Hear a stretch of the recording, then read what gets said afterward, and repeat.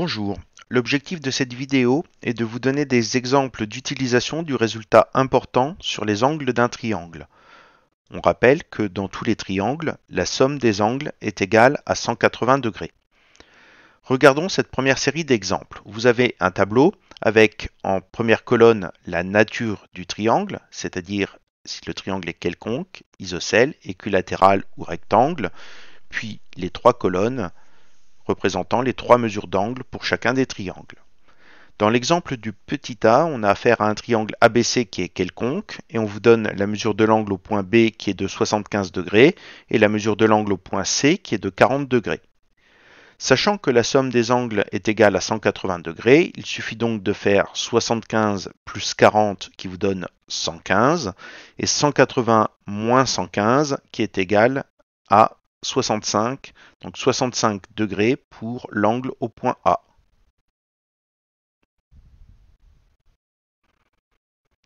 Dans l'exemple du petit b, vous avez un triangle ABC qui est isocèle en B. S'il est isocèle en B, ça veut dire qu'il a deux angles égaux. Ce sont les angles situés aux deux autres points, autrement dit l'angle en A et l'angle en C.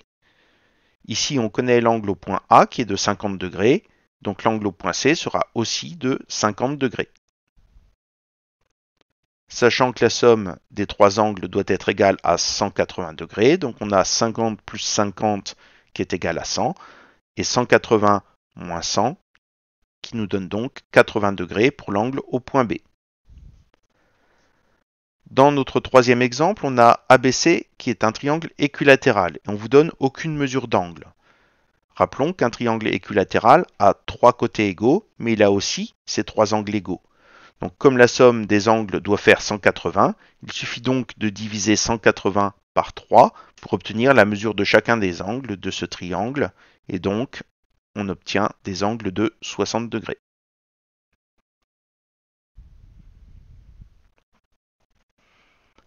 Et enfin, le quatrième exemple, on a ABC qui est un triangle rectangle en C, ce qui signifie que au point C, on a un angle droit, donc qui mesure 90 degrés. Et comme la somme des trois angles doit être égale à 180, donc on fait 90 plus 40 qui est égal à 130, et 180 moins 130 qui est donc égal à 50 degrés pour l'angle situé au point A. Regardons maintenant une deuxième série d'exemples. Alors cette fois-ci, pour chaque situation, on vous donne deux angles, donc il va falloir calculer l'angle manquant. Et une fois qu'on aura la mesure des trois angles du triangle DEF, on pourra en déduire la nature du triangle. Alors je rappelle que la nature, c'est dire si le triangle est quelconque, isocèle, équilatéral ou rectangle. Alors regardons la première situation. Vous avez un triangle DEF, on vous donne deux angles de 70 et 40. Donc 70 plus 40, ça fait 110. Et 180 moins 110, c'est égal à 70 degrés.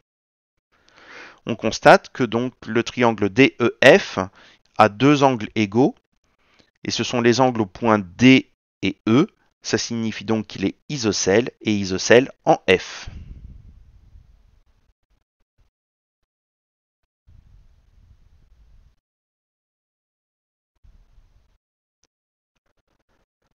Dans notre deuxième exemple, les deux angles connus sont de 40 degrés et 60 degrés. Donc 40 plus 60, ça fait 100. Et 180 moins 100, donc 80 degrés. Ce triangle n'a rien de particulier. On n'a aucun angle droit, donc il n'est pas rectangle. Il n'a pas deux angles égaux, donc il n'est pas isocèle non plus. Et il n'a pas trois angles égaux, évidemment, donc il n'est pas équilatéral non plus. Donc c'est ce qu'on appelle un triangle quelconque.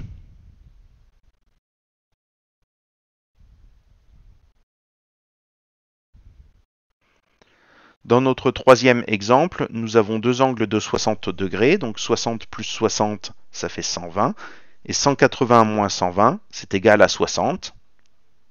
On a donc affaire à un triangle dont tous les angles sont égaux et égaux à 60 degrés, donc dans ce cas-là, le triangle DEF est équilatéral.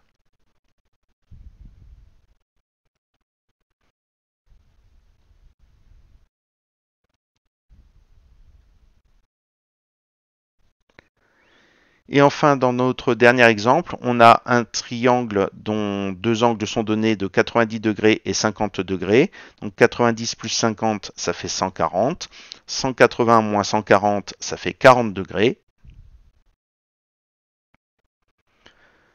La particularité de ce triangle, c'est qu'il a un angle droit, 90 degrés, et cet angle, c'est l'angle au point D. Il s'agit donc d'un triangle rectangle en D.